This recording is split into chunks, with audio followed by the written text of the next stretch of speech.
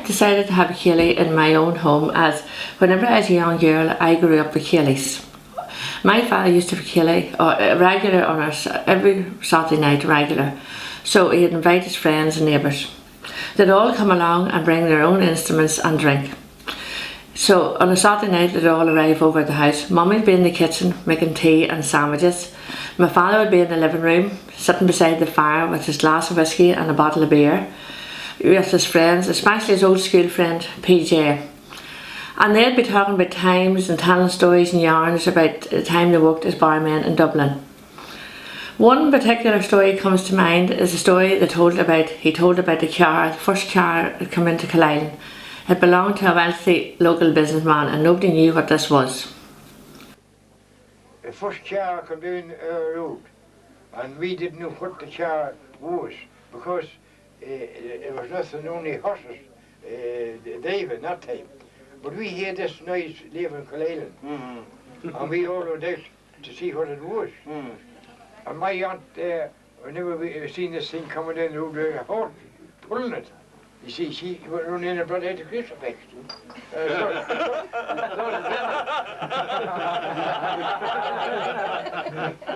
She thought that there was someone near the end of the world. and I'd had home from America. It was 1909. And she was there, a new Yankee. And she says, we didn't know what this thing was come down the road, you know. We never seen her hit out of a car. She says, I know what that is. I saw that thing in America. She says, that's what you call an automobile. Yeah.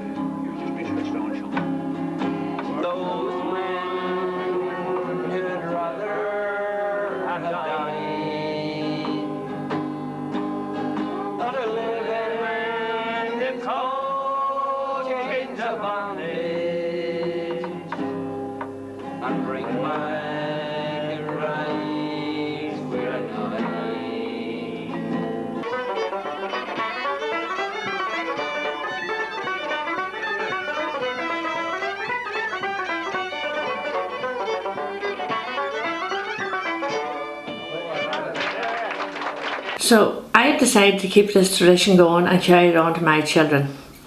This was our way, when I was a young girl, this was our way of a social interaction with no TV, and this was a way of meeting new friends and neighbours. So I'm going to carry the tradition on to my children. So I'm organising a ceilidh of my own. I invited my friends, my family, my neighbours. There'll be food and drink at it. Hopefully, the weather permitting, we'll have it outside on the decking. A few of the neighbours can bring in their instruments. They can play the guitar, sing a few songs. So as I have grew up all through my childhood and all through my life with ceilidhs, I'm hoping to carry the tradition on to my children, and hopefully they'll pass it on to their children. You're my friend when I'm hungry. Don't need music. You're my shelter from in the wild I wander, down by Bluebell Grove where wildflowers grow, and hope that lovely Nancy will return. No matter where I wander, I'm still haunted by your name. The portrait of your beauty stays the same. Standing by the ocean, wondering where you've gone, if you'll return again. Where is the ring I gave to Nancy Spain? Where is the ring I gave to Nancy Spain? Oh, that was absolutely class! opportunities never come twice. Darling, I'm lonely, I'm saving the prize. Willow, green willow, as your branches hang low, you seem to be sighing for the sadness I know. I love her forever, till the day that I die, until the green willow looks up to the sky.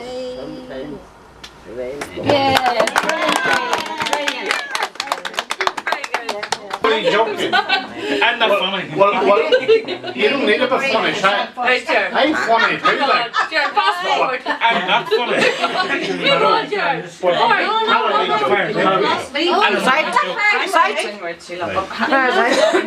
My song is sorrowful, I hope you'll me excuse. I mean to leave this country and go where the lands are free, and bid farewell to Donegal, likewise to Glen. The summer sun was sinking fast behind the mountain view. Poor life, saying goodbye, but I could never imagine when I felt so happy that there could be somebody new, better than you in my life. Am I just fooling myself? Could there be somebody else? Could there be somebody new waiting round the corner? Yes, there is, waiting for you, waiting for someone like you. Fair and tender, her waist small and slender, kind nature had formed her for my overthrow. On the banks of the Bann, where first I beheld her, she appeared like Grace, you know, the fair Grecian queen. Her eyes shone like diamonds, her eyes softly gleaming. Her cheeks were like roses or blood drops of snow. You're my bread when I'm hungry. You're my shelter from the trouble. Sing up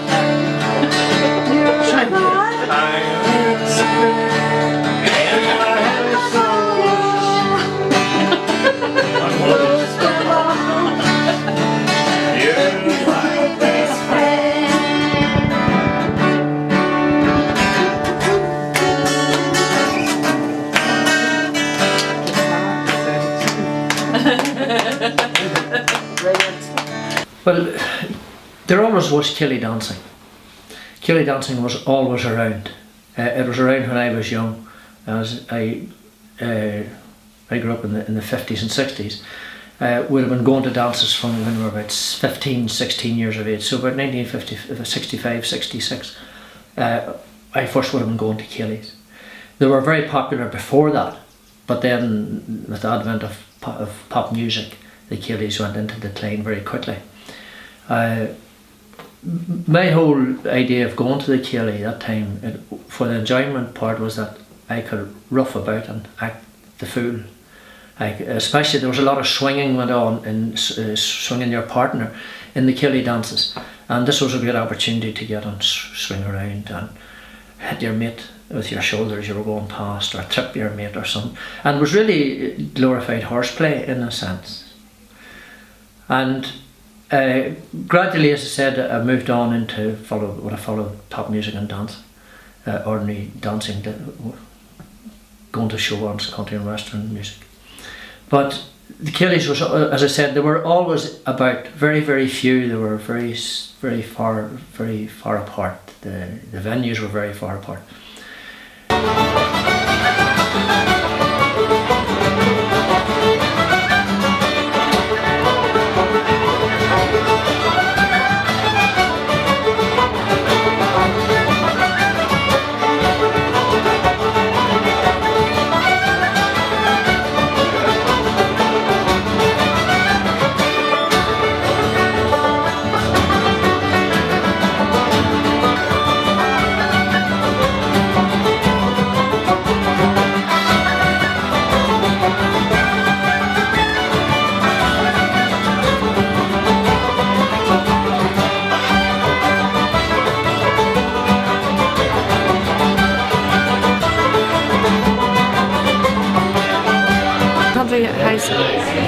Country house in the Loop at a wee session. So everybody's having a good nice crack, plenty of music going on, food's beautiful, the atmosphere is fantastic, and everybody is enjoying it so far. Mare and weep, for Connacht lies in slumber deep, but hark a voice like thunder wakes, thou hast awake, thou hast awake. Sing, oh, hurrah, let England quake. We'll watch till death for Erin's sake.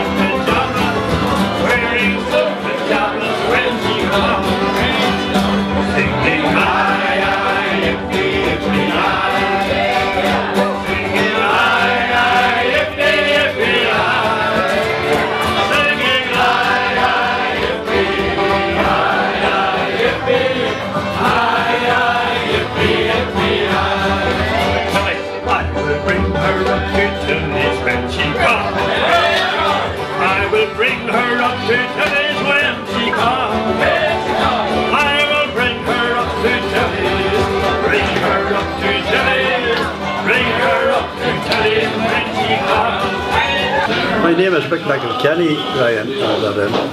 I originally came from Rock Shore, Washington, and I live now in Glenshane Pass in Monterey there. But you're asking me all about John F. Kennedy. Well, I was John F. Kennedy's bodyguard 50 years ago, on the 26th of, he came to Ireland on the 26th of June 1963. So I had been in the army. I was a member of the Garda Síochána at the time, but before that I had been in the Irish Army, and my training was I became a sniper. I was handy with guns. So I was chosen as John F. Kennedy's bodyguard when he came to Ireland. And that's 50 years ago last year, in June.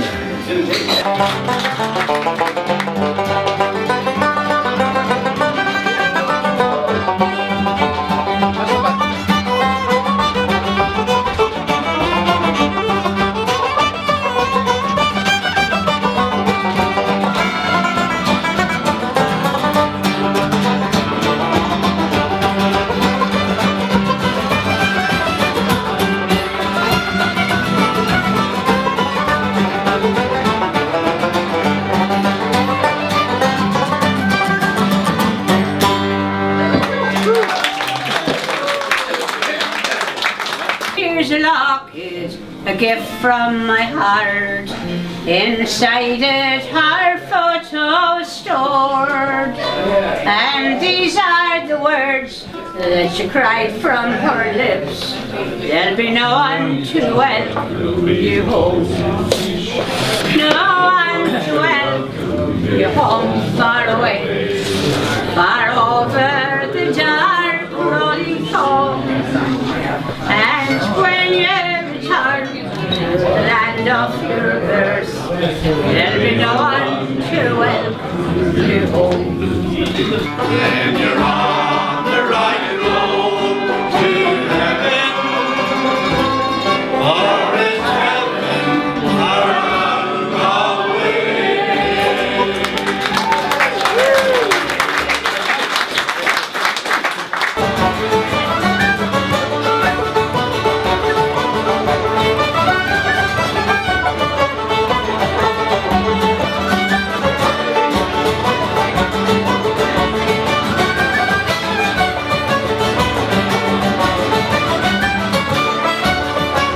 And everybody seemed to enjoy it very much.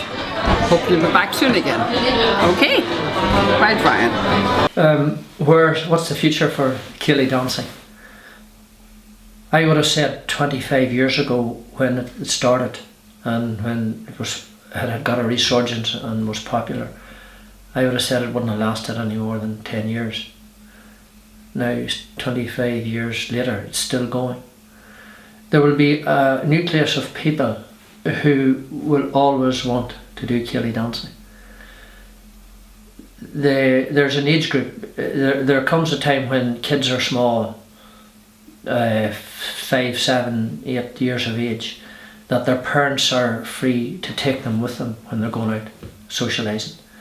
And this is a fine way of introducing them to the future, to their Ceili dancing and Ceili dancing in the future.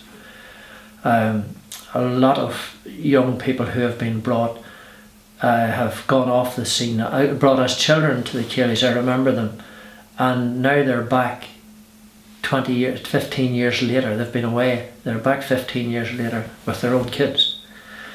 So we'd hope that the young people that have been brought to the Ceilis will in 20 years time fill the gap again, and there'll be that resurgence.